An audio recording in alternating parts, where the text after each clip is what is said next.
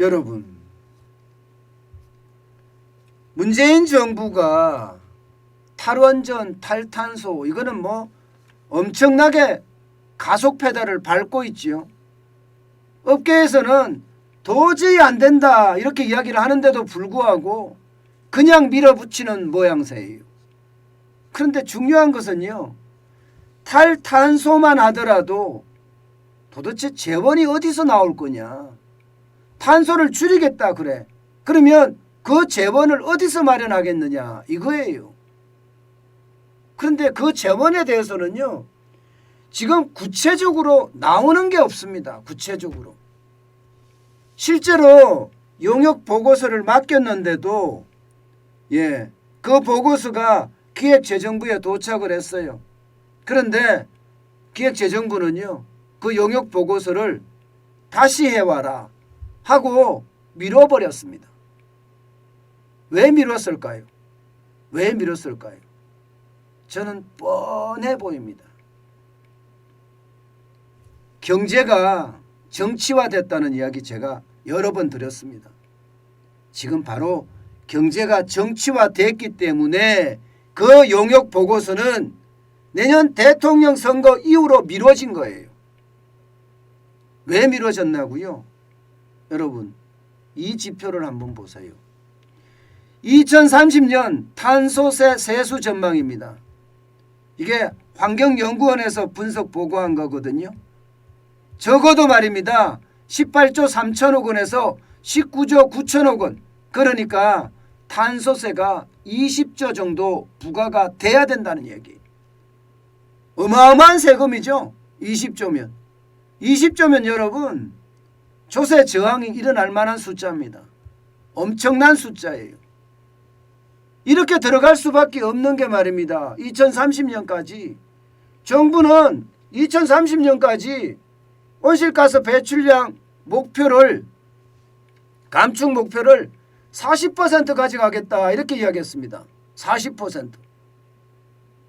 기존 감축 목표가 26.3%였는데 이거 가지고 안 돼. 40%로 가야 돼. 이렇게 40%로 올려놓은 거예요. 그런데 여기에 대한 세금에 대한 40%로 감축을 하려고 그러면 거기에 어마어마한 비용이 들어갈 거 아니에요. 거기에 대한 것은 아직까지 제대로 측정되지도 않았습니다. 도대체 누가 얼마만큼 어떻게 내야 되는지 아무것도 나오지 않았습니다. 결국 정부조차도 말입니다. 계획만 장밋빛으로 잡아놓고 나몰라라 하고 있는 거예요. 심지어 이재명 더불어민주당 후보는요, 이거 40%가 아니라 50%까지 가야 된다 이렇게 외치고 있거든요. 게다가 2030년이 아니라 2020년까지 당겨야 된다. 10년을 더 당겨야 된다는 거예요. 이거를 보면 진짜 도대체 대한민국을 생각하고 이야기하는지 진짜 모르겠습니다. 실제 말입니다, 여러분. 지금 이 마이너스 40%라는 숫자도 거의 불가능한 숫자예요. 불가능한 숫자. 거의 불가능한 숫자라고 제가 이야기하는 게 아니에요. 이게 전문가들이 하나같이 이야기하고 있습니다. 하나같이. 그런데도 이재명 더불어민주당 후보는 50%까지 당기겠다. 여기에 연간 2030년까지가 기한이 아니라 2020년까지 더 시간도 더 당기겠다. 이렇게 이야기하거든요. 시간도.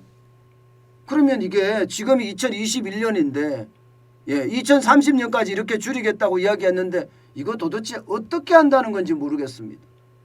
어떻게 한다는지. 저는 이 자체가 이게 가능할지 더 저는 두고 봐야 된다고 생각을 합니다. 2030년까지가 이 정도인데 10년을 더 단축시키면 어떻게 한다는 거죠, 도대체. 문제는 이 탄소세 재원입니다. 재원. 10년 더 땡긴다고 해서 재원은 어디서 나오냐 이거예요. 여러분 이거 보세요. 그 재원에 대해서 탄소세 용역 보고서를 기획재정부가 맡겼습니다. 맡겼어요. 그런데 이 보고서가 지금 기획재정부에 의해서 말입니다. 밀렸습니다. 밀렸어요. 지난번에 국회에 참석을 했을 때 분명히 홍남기 경제부총리는요, 이게 적어도 올 12월까지는 원안이 나온다고 이야기했습니다. 그러면 이 원안에는 뭐가 나오겠습니까?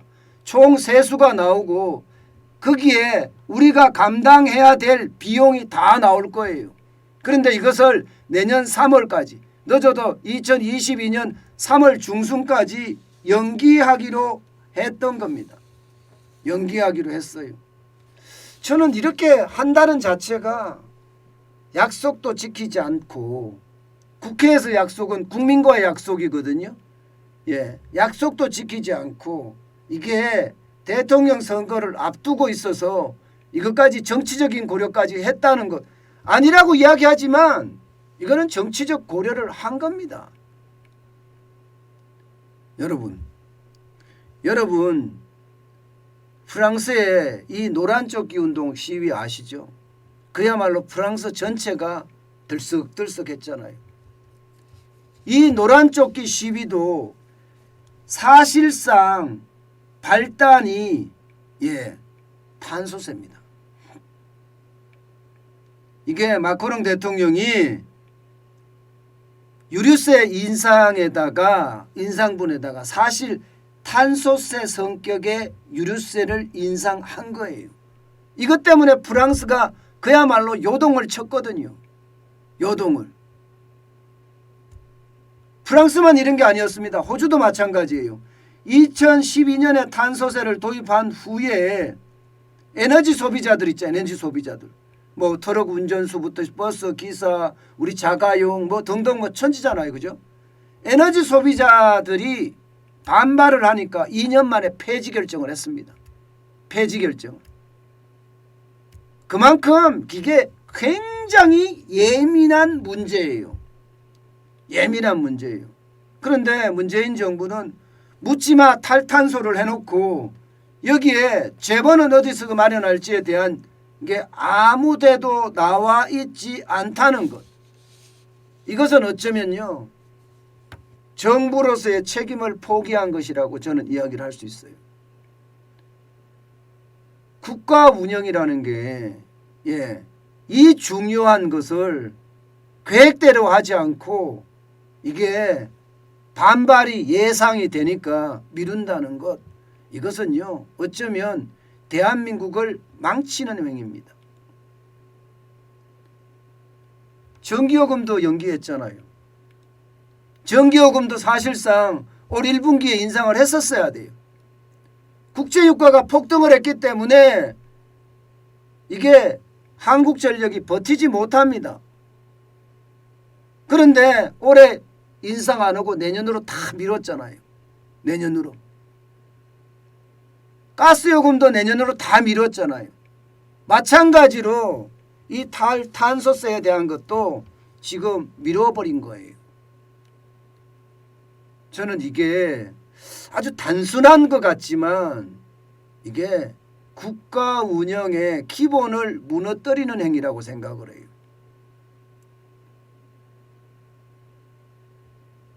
기획재정부 관계자는요, 정치적 고려가 있다고 단정하기 어렵다 이렇게 이야기를 했지만 이거는요, 길 가는 사람 아무나 자꾸 물어도요, 이거는 정치적 고려가 됐다 이렇게 이야기할 수 있습니다. 게다가 기획재정부의 관계자 이야기도 정치적 고려가 있다의 방점이 있고요. 단정하기 어렵다. 단정하기 어렵지 정치적 고려가 없다는 말을 하지는 안 했잖아요. 결국 말입니다. 저는 기획재정부나 지금 공무원들이 허수아비가 되고 꼭두각시가 된 데는 수장이, 홍남기 경제부총리라는 경제수장이 꼭두각시 노릇이나 하고 권력의 개노릇을 하니까 아마 그렇게 허수아비나 꼭두각시가 된 것 아닌가 싶어요.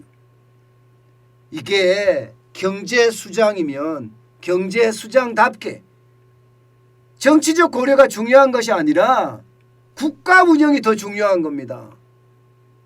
국가 운영을 잘해야지 국민이 편안한 거예요.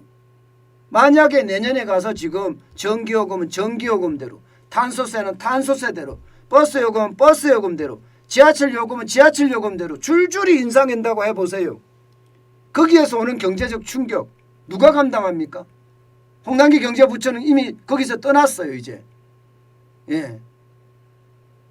그러면 그 감당하는 모든 몫은요, 경제 지도자를 하나 잘못 둬서 우리 국민들이 다 감당해야 돼요. 우리 국민들이.